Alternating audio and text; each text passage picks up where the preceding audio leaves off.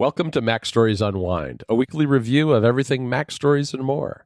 Today's episode is brought to you by Honey Badger. I'm John Voorhees, and with me, of course, is Federico Viticci. Hey, Federico. Hello, John. How are you? I'm having a good Friday. It's been quite a week. I guess I say that almost every time. I don't know. Maybe I should come up with something else. But with all the Basecamp stuff, it's been not the week I expected when we started it off on Monday because we were switching our email provider in the midst of doing all of our other things. And you'll hear a little bit more about that on App Stories next week. That's a little preview for everyone. Yes. I think we should address the elephant in our show notes, John. What is that elephant? Which will be the release of iOS, iPadOS 14.5, alongside watchOS 7.4, tvOS 14.5, and macOS Big Sur 11.3. Is that I'm not familiar with macOS. No, you're very, very good. You've done you've done a bang up job. You got all those. 11. You got 3? all of those right. Sure, perfect. Yeah, All right. Yeah, 11.3. Yeah. All right. Yeah. Yes, that is the elephant in the room because you wrote kind of a big story this week, I think. Yeah, I've been working on this overview of iOS and iPadOS 14.5 really since the betas first came out. What was it? Early February, January? It feels like it's been in beta forever. I think it was the very end of January, maybe. Yeah. I think it might have been the very end of January. Yeah, I started taking notes about iOS 14.5 right from the very first developer beta. And so there's these in-depth story about these updates on MacStories where I tried to cover everything that is new in these updates, even the smallest features. Obviously, there's some major changes, right, that most people will care about. I think the feature that is pushing a lot of people to upgrade is the Apple Watch authentication for Face ID. So if you're wearing a mask and your face is partially covered by mask or goggles, whatever it is you're using to protect yourself because of the pandemic, the Apple Watch will aid Face ID, and the Apple Watch will be used to authenticate you without having to bring up the passcode screen. So that is a really handy feature. Not perfect, but it works most of the time. And it takes about a second for authentication via the Apple Watch to work. So I already know that a bunch of my friends are asking me about this and saying they're happy that they can finally avoid having to type in the passcode every time they're outside and wearing a mask. But there's also other things like a lot of Siri updates, new Siri voices, non-gendered voices, doesn't default to gendered voice anymore anywhere. There's a new integration for, obviously, third-party music players, as well as podcast and audiobook players in Siri. So if you're a Spotify user or a Castro user, you can now listen to music and podcasts using those services in Siri, and Siri will remember your choice. Apple doesn't like to call this a default player, but it's essentially what it is. You're setting a default for Siri, and it works pretty well. And there's other things like a lot of visual updates in music, and you can share your favorite lyrics from Apple Music to you can create things like Instagram stories or special messages for iMessage featuring lyrics that you want to share. And then there's a lot of other things. There's app tracking transparency, which is this major new initiative from Apple to force all apps that want to perform any kind of cross-property tracking. That is, apps that sort of do perform tracking to, and contact other apps or other websites to disclose that and to bring up a permission prompt that allows you to block and to deny your permission to that tracking. This is another, Apple has done a bunch of interviews about this topic. Obviously, some companies like Facebook and others, they don't like what Apple is doing, but we personally think at MacStories that this is the right thing to do, to give users control over how they're being tracked on Apple devices. I think it's the right thing to do. And yeah, there's a lot of things. I try to cover it all in the story. Check it out. There's also some iPadOS features. Unfortunately, very few of them. So hopefully this means bigger and better iPadOS updates at WWDC. Right. And one thing that came out actually after your story and after 14.5 was released were the top 25 lists for cities around the world, which I wrote a short piece on, kind of doing a hands-on, because there are 103 different cities in here. And at least in the US, for me, it shows, I think it's about a dozen cities that aren't in any particular order. And I'm guessing that maybe that's based on how often they're accessed, popularity, that kind of thing. And then after that, it's alphabetical. So if you want to see what the current hot music is around the world, it's a great way to do that. We should also mention how Apple has done a really nice job with this promotional video for app tracking transparency that we linked on MacStories, but go check it out on YouTube. It's a couple of minutes, beautiful animation, does a really good job at explaining exactly what it means to be tracked by some apps these days and what Apple is doing to prevent that. John, you reviewed, switching topics here, speaking of blocking trackers, right. You reviewed 1Blocker version 4. So what is new in 1Blocker? So 1Blocker is a content blocker that has historically been used to block advertisements and other annoying things on the web. That's on the Mac, iPhone, and iPad. And it's added a feature called the firewall. And this is, you'll think of app tracking transparency when you hear this, but it's a little different. What app tracking transparency does is it gives the user the option to be tracked or not across different apps and different websites. What firewall does is it just blocks everything. Even if a site or an app is only sending your data back to its home office, so to speak, and not sharing it with third parties, it can block it. And that's really interesting. I mean, I turn this on, and it's amazing how much stuff gets blocked. It's not really targeted at ads, although it does have an effect on some ads, because I noticed, for instance, the ads disappeared in Apple News after I turned on the firewall. But it's things like, sometimes it's analytics packages that developers have installed in their apps. Sometimes it's just demographic type of information that they're collecting to see who their users are, that sort of thing. And if you don't want that kind of thing collected, 1Blocker 4 is a great way to do that. So it's a neat update. It's there are free downloads to try various features on a limited basis, but you have to be a subscriber to use the firewall. And it works, though. It's universal purchase. So if you subscribe, it has family sharing enabled, and it's universal, so you're subscribing across all of Apple's platforms. Very nice. So Eve, also, this is totally your area of interest. It is. Eve announced a bunch of some new Thread devices, right? Yeah, this is something, I think this was already in Europe, but this is the first time in the US where their Eve Energy Smart Plug and Power Meter has Thread support. So what this does is, Thread, I've talked about it before, it acts as a border router that allows your various HomeKit devices to communicate wirelessly without going out to the open web or having to use something that's short range and low transmission like Bluetooth. So because the smart plug is a plug that goes into the wall, into a outlet in your wall, it has a constant power source, and that allows it to act as one of these border routers, which is something that the HomePod Mini does too. And now if you use any of these smart plugs, the new ones, which I think are $40, they will do that and extend the mesh network that is created by these Thread devices. Now, there still aren't a ton of Thread devices out there, but Eve is at the forefront of this. They've got a bunch of products now that support Thread. Some of them are border routers like these plugs. Others are just, I guess they're, endpoints, Thread endpoints on your Thread network. But they're doing a lot of it. Nanoleaf is another company that's doing a lot of it with lighting. And I think we're going to see a lot more of this in the second half of the year. But right now, the two biggies are Nanoleaf and Eve. Nice.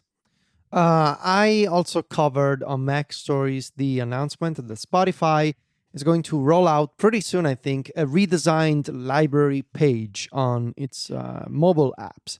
So the new library, I think it's very interesting, the approach Spotify is taking here. They are basically adding more options to the library. They are switching from, right now they have this sort of kind of odd tabbed view with tabs at the top of the screen for music and podcasts. And now they're going to redesign the library page using a set of filters. So you will be able to filter music and podcasts, and then you will be able to filter also playlists, artists, but it's a set of consistent filters, right? There's these new buttons, these new pill-shaped buttons right at the top of the page that you can use to filter everything. There's more sorting options. There's a new grid view that they are adding, and they will also make it easier to combine those filters. So if you want to do things like playlists and then say downloaded, you will see in the UI that you're combining two filters, and it looks really nice. So Spotify, I mean, we've mentioned this before, they are keeping an impressive pace of new features in their native apps. Yep. I'm very happy so far as a switcher to Spotify, since been using for almost 6 months, I guess, at this point. Pretty impressive. I still think I would love to see all of this attention in the iPad app, but maybe they just don't care. Yeah, I'd like to see more attention paid to the apps, because I'm straddling both services at the moment for reasons that that I won't go into in too much depth. But yeah, I'd like to see the apps do a little better. Federico, we had lots of financial news this week too, which I'll admit this is not my favorite topic in the world. Wait, you're not happy that Apple is making money?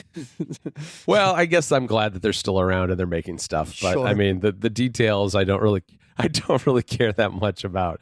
But let me run down two things. One is there was an earnings call this week. Turns out Apple made lots of money. Shocking, I know. That was $89.5 billion in revenue.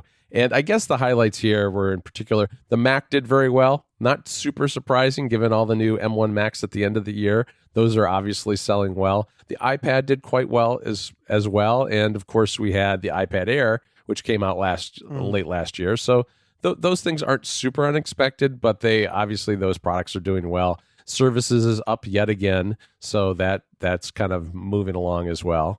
The other announcement we heard this week was that Apple is increasing their investment in the United States. They had previously projected a 5-year total of $300 and something million that they were going to invest in, hiring new people, building new facilities, that kind of thing.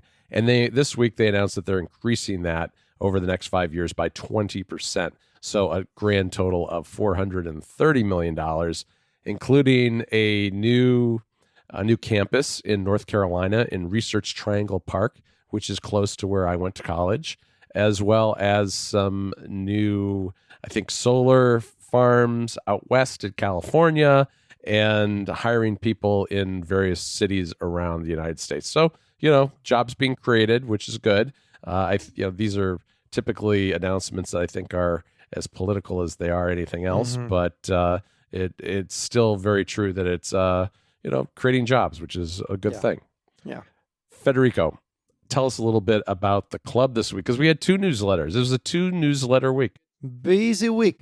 Yes, we had both the monthly log and MacStories Weekly. So on the monthly log, I wrote about my new desktop keyboard setup, which I'm looking at right now. I was finally able to simplify and cut down on the number of keyboards that I use, which used to be 2, and now it's a single keyboard, thanks to a very kind Club MacStories member and MacStories reader from Canada, who was able to ship a Satechi Slim X1 keyboard to me. This is a keyboard that I mentioned before. I've been keeping an eye on this keyboard, but it was sold out everywhere. One of our members had a basically never used unit of like this keyboard, and they sold it to me. So that was great. I'm now using the Satechi Slim X1, and it's perfect. I can switch because it features multi-device pairing. I can switch between the iPad Pro and the Mac Mini at my desk. And so basically now when I want to work on the iPad, I move my chair to the left. And when I work on the Mac, I move it like this to the right. So it's just fantastic. Very good. I basically just need to move myself. My desk, it's very small. My entire apartment is very small. So I gotta, make what I have work for me. And you, John, you wrote about some tentpole features that you believe the Mac and the iPad need. And specifically, you wrote about better file access and sort of new sorting options, better file management on iPad, and obviously shortcuts on the Mac. Yes, I did, and I'm really hoping we see these things this year. Who knows? But yeah, I think they would go a long way to helping both those platforms. On MacStories Weekly, John, you had a MacStories recommends about Muse, which is a fascinating sort of a thinking / mind mapping tool for iPad and iPhone, but I think it's most impressive on the iPad, where you can use drag and drop to visually rearrange all of these cards that can be photos, links, text, snippets. It's really well done and very, very much an iPad first type of experience. You also had a tip about SoundSource, which is the excellent Rogue Amoeba audio routing application for Mac, and how you're using that to make sense of your, shall I say, complex setup of audio gear that you have going on. It's a little crazy, yeah. And lastly, I had an extension set up about importing old emails from Hey back into Apple Mail and therefore Gmail. We're going to talk more about this on Monday in the next episode of App Stories, which is about email and data portability, fascinating topics. Lastly, on App Stories, obviously, we had a special episode all about iOS and iPadOS 14.5. This is one of the special episodes that we do every once in a while, really deep dive into all the new features of these OS updates, which is sort of treated as a companion to my MacStories article. So I won't judge you if you want to listen to the episode and skip the story, or read the story and skip the episode, but really the best of you out there, you're the ones who are listening and reading. And, you're doing both things. Absolutely. We love you the most. We love you the most. All right. Federico, I want to tell you about our sponsor for this episode and for all of Mac Stories this week, which is Honey Badger. And Honey Badger is your one-stop solution for error tracking that combines error monitoring, uptime monitoring, and cron monitoring in a single, simple-to-use platform. It's the only service that combines all of those elements in one elegant solution that has your back when you need it the most. If your production site goes down, the last thing you want to do is to hear about it on Twitter or email from your unhappy customers. With Honey Badger, you know the instant a problem arises. The included uptime and cron monitoring also lets you know when your external services have issues and your background jobs go missing or silently fail. What's more, Honey Badger is easy to set up, taking just a few minutes instead of hours to set up. The service includes a comprehensive online dashboard and a context-rich reporting system that helps you diagnose and resolve issues quickly. Honey Badger is used by tens of thousands of customers of all sizes, including eBay, DigitalOcean, Heroku, Thoughtbot, and even MacStories. Sign up for Honey Badger's 15-day free trial today at honeybadger.io and join the growing list of companies whose developers swear by Honey Badger. There's no credit card required to sign up, so you have nothing to lose. Again, that URL is honeybadger.io to sign up for a no-risk 15-day trial. Our thanks to Honey Badger for their support of Unwind and MacStories. All right, Federico, it's the weekend. Let's do some picks. Well, my pick is I'm very late to the party, I guess. You are. I think that most of our listeners are already familiar with this. I've already watched the show. I'm very late, but I've been watching Ted Lasso season 1 finally on Apple TV Plus, and I absolutely love it. It is very good. I essentially binged 6 episodes in one night, and it was so good, and I was so captured by the whole thing that I went to bed at like 5 a.m. because I wanted to watch as much as possible. It's really good. I don't think I've ever watched anything like it. It's because it's not a comedy. Well, it is a comedy show, but it's not a comedy in the traditional sense. Like, right. There's adult language, for example, but it's all done in service of this positive figure who is Ted Lasso, played by, what's his name, Jason Sudeikis? Is that his name? Yeah. It's all done in favor of, sort of as a framework for this character, Ted Lasso, who embodies, I would say, the best version of ourselves. Like Ted Lasso as is a football coach that, is an American football coach who, for a bunch of reasons, is hired to coach soccer or, actual football in England. Right. And obviously Ted Lasso doesn't know anything about, I gotta say soccer for our American listeners. I know that as a European, like a little part of me is dying inside of me in saying soccer. I know it is. I can feel it. And again, it's not a sports show because the playing soccer itself is not really that important. No. It's more about the characters and more about the relationships between them, yeah. The relationships between them and this utterly optimistic figure. And Ted Lasso's focus on, he often says, winning or losing is not what's important for me. Is what really matters is becoming the best version of yourself. And I guess maybe I can draw some parallels, not because it was a show that I could watch growing up, because I grew up in Italy, not in the United States. But I think in reading about this, I saw some people drawing some parallels between Ted Lasso and Mr. Rogers, right? As like this positive and optimistic and, figure and character that sort of teaches you about things and lets you know when you're wrong, but always in a loving way, designed to improve yourself. It's a fantastic show. Go watch it. And there's season 2 coming out in July. So it's perfect time to do that. Yeah, it really is amazing. I watched it when it first came out, and I love the positive message that you mentioned. It's just a lot of fun, and I don't know what I'm going to do in July, if I'm going to start watching it from the beginning or whether I'm going to wait so I can binge 2 or 3 at least at one time. But I guess that's a good problem to have because it's coming back and it's a lot of fun. So if you somehow missed the boat, obviously, I do have a little bone to pick with you, Federico. I think I told you a long time to watch this show, and I think Mike Hurley told you to watch this show. I know. And Stephen Hackett, and probably a bunch of other people have told you to watch this show. You need to listen to your friends, Federico. I know. I should do that more often. Okay, Federico, I'm going to pick, I don't know if we've picked a podcast as a pick before, but I'm going to pick not only a podcast, but a specific episode of a podcast, although I would recommend this whole podcast to anyone. And this is a podcast that is done by the folks at Muse. And you mentioned how I recommended Muse as an app this week for Club MacStories members. Right. And this is their podcast called MetaMuse. And not too long ago, they interviewed Balint Oros, who is the founder of Craft. And a reader and listener of the show had recommended this to me a while back, and I finally got around to listening, and I really liked it because it ties into a lot of what you and I have been talking about recently and writing about, and including the episode of App Stories that's coming up next week about data portability and the ability to get information in and out of apps.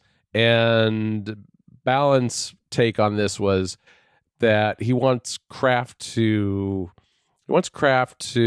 compete on its user experience, not on lock-in, because a lot of apps do that, right? They right. silo their information, and one reason to do that is to lock you into that service so you don't go somewhere else to a competitor. And it's much harder. I mean, if you make data portable, it's easy for people to leave, but it's also easy for people to come to and to find a way for your app to become part of a larger workflow, which is what they hope to do with Craft. So good interview talking about those kind of issues, and I would highly recommend it if you're interested in that sort of thing.